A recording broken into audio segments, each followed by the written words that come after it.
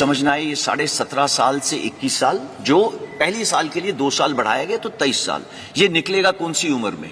इसकी कम से कम उम्र होगी 21 साल, ज्यादा से ज्यादा 25 साल। आप में से बताइए कि 27 साल या 25 साल की उम्र में कितनों को जॉब्स लग गई थी? आपको इसका आंसर देने की जरूरत नहीं है, बट आपको मालूम है कि 25 साल के अंदर आपकी जॉब कहां थी, कहां नहीं थी। कमिंग बैक, आप 10वीं क्लास पास हैं जब आप हमारे साथ आए, 70% से लेके 60% तक 10वीं क्लास पास हो गए। क्या प्रावधान करा गया है कि आपको 12वीं क्लास सर्टिफिकेट दिया जाएगा। इसका मतलब ये नहीं है कि आप मेरी तरह यहाँ पे क्लासरूम में बैठेंगे, ऐसे नहीं है। आजकल स्किल इंडिया, फिट इंडिया, ये सब प्रावधान है। पूरे फौज के अंदर आज जैसे 14 लाख सैनिक हैं, ये 14 लाख सैनिक आपको 1 घंटे में आप बोलें तो आपका 5 किलो वजन घटा सकते हैं। आप अगर बोले 1 महीने में 6 किलो घटाना है, वो घटा सकते हैं। ये उनकी स्किल है। आप लोग सब जा रहे हैं, फीस दे रहे हैं एक क्या कहते हैं जिम के अंदर, ये उसको अपने आप इनग्रेन होती है। ये हम रोज करते हैं। There is nothing called a Saturday Sunday, ये उस बेचारे के लिए वो नहीं है। तो वो सब जगह ये कर रहा है। तो ये स्टार्ट पॉइंट है उसका, उसको फिट रखना हमारा काम है। बिकॉज उसका काम जो अल्टीमेटली उसको प्रोड्यूस करना है फौज की और देश की रक्षा के लिए, ये चाहिए उसके लिए। साथ साथ में लॉजिस्टिक्स, आपने आज नाम सुना अमेजॉन, फ्लिपकार्ट एक्सेट्रा का, ये हमारी फौज में जिस दिन से हम खड़े हुए हैं उस दिन से है। सिर्फ हम पैकेट के अलावा बम लेके चलते हैं जो देश के भीतर से चलता है और finally across the border deliver होता है। ये कैसे होता है? It is very complex, it is very complex. और ये जवान सीखता है और करता है। और अगर आप सोच रहे हैं कि ये 10 साल में सीख रहा है, आई एम वेरी सॉरी, ये 10 साल में नहीं सीखता। अगर वो 1 साल में नहीं सीखेगा, उसको कुछ देर की 6-7 महीने ट्रेनिंग, फिर वो ऑन द जॉब ट्रेनिंग करता है हमारे साथ, and is ready for it. Now coming to electronics, all equipment, चाहे वो शिपिंग हो, चाहे वो हवाई जहाज हो, चाहे वो टैंक हो, वो मर्सिडीज या मारुति कार से बहुत सोफिस्टिकेटेड है। तो ये एक ऐसे इक्विपमेंट हैंडल कर रहा है जो कंटेम्पररी है। इट इज नॉट जो हम रोज चीजों के साथ छेड़ रहे हैं। मैं बात ही नहीं कर रहा रडार, मिसाइल सिस्टम्स वगैरह की, बिकॉज आप सबको पता है ये होगा। उसके बाद उसको डिग्री दी जा रही है जो 4थे पॉइंट पे लिखा हुआ है। तो स्टार्टिंग फ्रॉम द बिगिनिंग, जब ये मतलब युवक 25 साल का बाहर आएगा, ये स्किल तो होगा ही होगा। सबसे जरूरी स्किल एक इंसान को चाहिए, discipline. He will be ready with the discipline. आप किसी इंडस्ट्रियल से पूछ लीजिए, भाई तेरे को क्या चाहिए? बोले यार डिसिप्लिन हो गया मेरा, 60% जॉब इज ओवर, मैं उसको ब्रिजिंग कोर्स करके दूंगा, कुछ ट्रेनिंग करके दूंगा, सो दैट वो मेरे काम आ सके। ये सब करेंगे। बट ऐसा है 14 तारीख को ये स्कीम लॉन्च हो, और अगर हम सोचें कि 18-19 को पेपर के ऊपर लिख के दे दिया जाए कि इतने परसेंट नहीं, बिकॉज हमने ये स्कीम लोगों के साथ शेयर नहीं करी थी, सिर्फ उनको बताया था कि आप अपनी तैयारी कर लो और तैयार रहना। तो इसी तरीके से ये सब ने प्रावधान करें। सबसे पहले 15 तारीख को सुबह मिनिस्ट्री ऑफ होम अफेयर्स ने बोला कि हम रिजर्वेशन करेंगे। उन्होंने ये नहीं बोला कितनी परसेंटेज करेंगे, उन्होंने बोला प्रेफरेंस देंगे सीएपीएफ में। जैसे ही 3 दिन निकले, और ये प्लान था, इसको ये मत सोचिएगा उन्होंने 4 जगह में देखी कुछ हरकतें होती हैं आर्सन की वजह से हुआ। नो, ये प्लान था। ये क्यों प्लान था? बिकॉज मालूम था कि ये 75% जो युवक हैं, इतनी देर फौज, 4 साल फौज के रहने के बाद ये देश में वापस जाएंगे। ये देश की ताकत है।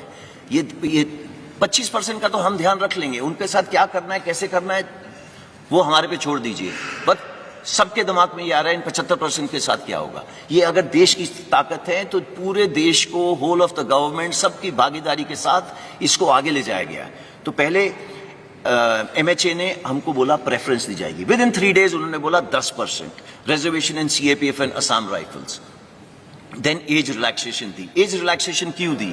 बिकॉज हमने पहले दिन बोला था कि जो कोविड की वजह से 21 साल के नहीं रह पाए वो 23 साल के हो गए, तो वो 2 साल बढ़ गई। हाउएवर उसके 3 दिन बाद एमएचए ने बोला अच्छा, वो युवक जो 21 साल में मेरे पास आने थे वो अब 23 के हो गए। तो उन्होंने फर्स्ट बैच के लिए ये स्पेशल कंसेशन दिया है to increase the age. Why? Because सब के सब यूथ के साथ कनेक्टेड है। उनको मालूम है देश का भविष्य, यूथ का भविष्य एकदम इंटीग्रेटेड है। Come to Ministry of Defence. Ministry of Defence के अंदर कई सारी चीजें हैं, जैसे आपके सामने लिखा है coast guard, defence civilians, DPSUs हैं, उन्होंने भी सेम प्रावधान करा है। अगेन रिपीट कर रहा हूं, ये प्लान्ड था कि कितना परसेंटेज दिया जाएगा। क्यों? बिकॉज 75% देश की ताकत है। Age relaxation same thing. Coming to merchant navy, Indian Navy एक ही इसमें क्वालिफाई होती है, उन्होंने भी प्रावधान करा है कि हम इनको लेंगे। जो सबसे जरूरी चीज है जो अगली 2 बुलेट्स में है, that is Ministry of Skill Development and Entrepreneurship and plus Ministry of Higher Education. इन्होंने बोला मैं 12वीं क्लास करवा के दूंगा आपको, और इसका मतलब है कि they will get a proper skill certificate which will be governed, not that मैं जो अपने वो लेटर पैड पे साइन करके देता हूं to whomsoever ever it may concern. No, it is a proper Government of India certificate जो recognise करा जाएगा जब आप बाहर जाएंगे। पहले उसकी स्किल्स कैप्चर करी जाएंगी, जिसके ऊपर काम शुरू हो गया है, और 1 महीने के अंदर ये पता चल जाएगा कि भैया इसकी ये स्किल्स हैं, चाहे वो नेवी का हो, चाहे वो एयरफोर्स का, चाहे वो आर्मी का। देन उसे diploma oblique degree, that is the 4th bullet programme for 12th pass, इसके पे काम चल रहा है। ओके, 4-5 महीने में ये भी तैयार हो जाएगा। इसमें कोई रॉकेट साइंस नहीं है। ब्रिजिंग कोर्सेज, ये ब्रिजिंग कोर्सेज कौन से हैं? ये ब्रिजिंग कोर्सेज वो कोर्स हैं, मैं आज अग्निवीर 25 साल का बाहर निकला, मैं वॉलंटियर हूं, अगर मैं फौज में रहना चाहता हूं रहूंगा, नहीं रहना चाहता नहीं रहूंगा। मेरे पास कुछ किस्म की कोष है, 11.7 लाख, जिसके साथ मैं अपने गांव में वापस जाऊं, अगर चाहूं तो कुछ कर सकता हूं अपना खुद का, नहीं करना तो आपको ब्रिजिंग कोर्स का प्रावधान है। ब्रिजिंग कोर्स वो कोर्स है सो दैट अगर आप किसी इंडस्ट्री में जा रहे हैं, उससे पहले आपको क्या स्किल डेवलप करनी है, उसकी मोडालिटीज की, पैसे कौन देगा एंड उसकी फीस कौन भरेगा, वो सब करी जा रही है। अगर आप चाहते हैं उसको हायर एजुकेशन करनी है, या उस युवा में या युवका में ये मेंटल रिक्वायरमेंट है कि उसको ऊपर पढ़ना है, तो वो पढ़ेगा। उसके लिए मौका जो एविएशन का ध्यान रखता है, उन्होंने भी बोला है this is of course pure for air force, and कुछ इसके अंदर योगदान नेवी एंड आर्मी का भी होगा, बट मेजर एयरफोर्स का होगा, एटीसी एटसेट्रा। तो वो ये सब उन्होंने बोल दिया है कि एयरक्राफ्ट ओवरऑलिंग एटसेट्रा एटसेट्रा यहाँ पे प्रावधान करेंगे। जो next then state governments, state police, आपने ये स्टेटमेंट पढ़ी होगी, ये एमएचए ने स्टेटमेंट दी थी जिसके अंदर उन्होंने दोनों चीजें कवर करी थी। नंबर 1 सीएपीएफ और उसके साथ में स्टेट पुलिस, दोनों में रिक्रूटमेंट करेंगे। 4 प्रदेश तो ऐसे हैं, मैं उनका नाम नहीं लेना चाहता, जिन्होंने बोला है कि जितने लोग अग्निवीर वापस आएंगे मैं सबको जॉब दूंगा, सबको। तो आप गूगल करिए, आपको मिल जाएगा वो कौन सी स्टेट्स हैं। कॉर्पोरेट अफेयर्स, देखिए मैंने बैंक लोन का शुरू में बताया था। बैंक लोन का प्रावधान ऐसे है, मैं जैसे कि मैंने आपको बताया, मैं 11.5-12 लाख लेके बाहर निकला, तो बैंक से हमने ये बात करी है कि आप, अगर मैं एक एंटरप्रेन्योर छोटा मोटा बनना चाहता हूं, तो आप मुझे क्रेडिट दे सकते हैं।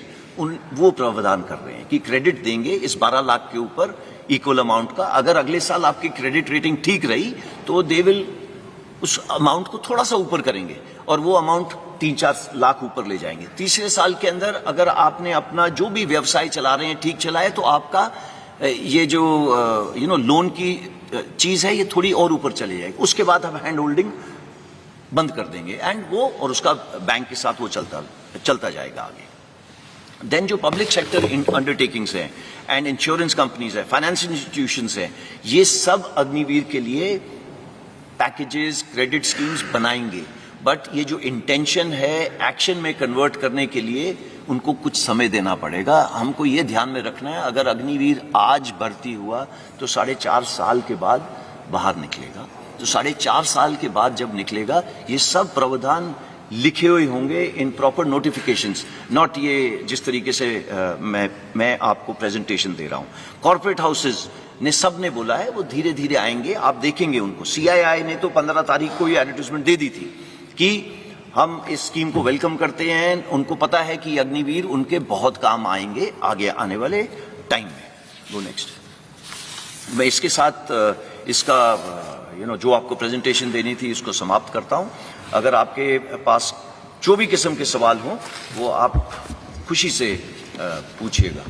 Over to you. अब मैं रिक्वेस्ट करूंगा एयर मार्शल झा से अपने स्टेटमेंट के लिए। नमस्कार एवरीबॉडी, मैं आपके माध्यम से एक ज़रूरी सूचना अपने यूथ को देना चाहता हूं कि इंडियन एयरफोर्स भारतीय वायुसेना में अग्निवीर बैच 1 of 22 कि रजिस्ट्रेशन की प्रक्रिया 24 जून से शुरू हो जाएगी। ये एक ऑनलाइन सिस्टम है जो हमारा well established star examination system है, उसी के तहत ये नोटिफिकेशन और रजिस्ट्रेशन चालू होगी। इसके ठीक एक महीने बाद 24 जुलाई से जो फेज 1 ऑनलाइन एग्जामिनेशन है उसकी प्रक्रिया शुरू हो जाएगी और दिसंबर के अंत तक हम पहले बैच अग्निवीर को एनरोल कर लेंगे और 30 दिसंबर से पहले बैच की ट्रेनिंग शुरू हो जाएगी। For the benefit of viewers in English, the notification and registration process for the enrollment of first batch of Agniveers into the Indian Air Force will go live online on 24th of June.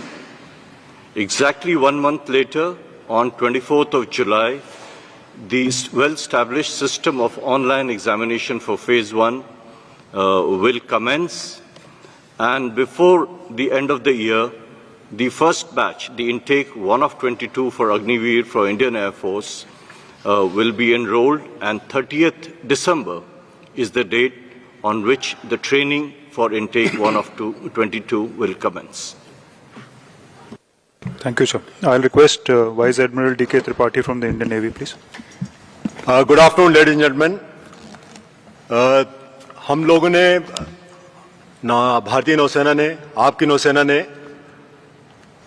जो कि recruitment प्रक्रिया है उस पर पूरा काम कर लिया है ऑलरेडी, और अगले 2-3 दिनों में 25 जून तक हम लोग अपना जो एडवर्टीजमेंट है वो मिनिस्ट्री ऑफ इंफॉर्मेशन ब्रॉडकास्टिंग को भेज देंगे।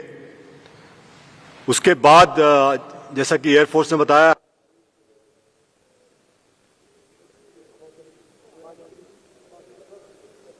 Can you hear me now? Okay, sorry, फिर से शुरू करता हूं मैं। तो जैसा कि एयरफोर्स ने बताया कि हम लोग ने भी अपनी रिक्रूटमेंट प्रक्रिया शुरू कर दी है और अगले 2-3 दिनों में 25 जून तक जो हमारा एडवर्टीजमेंट है वो मिनिस्ट्री ऑफ इंफॉर्मेशन ब्रॉडकास्टिंग में पहुंच जाएगा। एयरफोर्स की तरह हमारा रिक्रूटमेंट भी ऑनलाइन होता है और वो भी 1 महीने के अंदर जो हमारे स्टेप्स हैं रिक्रूटमेंट के वो सब शुरू हो जाएंगे। और मुझे हमारी जो टाइमलाइंस हैं उसके हिसाब से 21 नवंबर जो हमने डेट चुनी है, 21 नवंबर को हमारा फर्स्ट अग्निवीर हमारी जो बेसिक ट्रेनिंग इंस्टीट्यूशन है INS चिल्का उड़ीसा में, वहां पर रिपोर्ट करना शुरू कर देगा। और जैसा कि आपको पता है, हमारे नौसेना अध्यक्ष ने पहले भी बताया था कि हम लोग अग्निवीर जो हमारे आएंगे नेवी में वो जेंडर न्यूट्रल रहेंगे। तो विमेन अग्निवीर भी हम लोग ले रहे हैं और उसके लिए अपनी जो हमारी ट्रेनिंग करिकुलम है, जो इंफ्रास्ट्रक्चर जो भी मॉडिफिकेशन करना है, वो काम ऑलरेडी शुरू हो चुका है। तो मैं 21 नवंबर का वेट करता हूं और मुझे आशा है कि both male and female Agniveers will report at INS Chilka. Thank you. I'll request Lieutenant General C.B. Ponnappa, Adjutant General, Indian Army now. Good afternoon ladies and gentleman. Army का जो ये अग्निवीर का जो रिक्रूटमेंट प्रोसेस है ये हम ऑलरेडी वेबसाइट पे लगा चुके हैं, terms and conditions and eligibility criteria. कल हम इसका जो ड्राफ्ट नोटिफिकेशन भी लगा देंगे। On 1 July we will have the notifications from all the recruiting officers और उसके बाद ये अपना अपना एप्लीकेशन एंड रजिस्ट्रेशन शुरू कर सकते हैं जॉइन इंडिया आर्मी वेबसाइट पर। पहला जो रैलीज है हमारा ये फर्स्ट हाफ ऑफ अगस्त में शुरू हो जाएंगे। हमारा सिस्टम ऑफ रिक्रूटमेंट थोड़ा सा फर्क है, इसमें हमारा पहला रैलीज होते हैं फिजिकल टेस्ट एंड मेडिकल, उसके बाद हमारा जो एंट्रेंस एग्जाम होता है, and then we send for a call up as per the merit. तो इसलिए हमारा जो रैलीज अगस्त, सितंबर, अक्टूबर, नवंबर चलेगा, ये 2 बैचेस में हमारा इंडक्शन होंगे इनटू द ट्रेनिंग सेंटर्स। पहला जो लॉट है, जो ज़्यादातर तकरीबन 25,000 का आसपास है, वो आएंगे bye December 1st week or December 2nd week. The next lot will come in the first half of February 23. In this whole, approximately 40,000 of the recruits for the Agni Path system will be inducted. ये जो rallies है, हमारा तकरीबन 83 rallies होना है all across the country. All states are going to be covered, and we will endeavor to touch every last village in the country. Thank you. Jai Hind.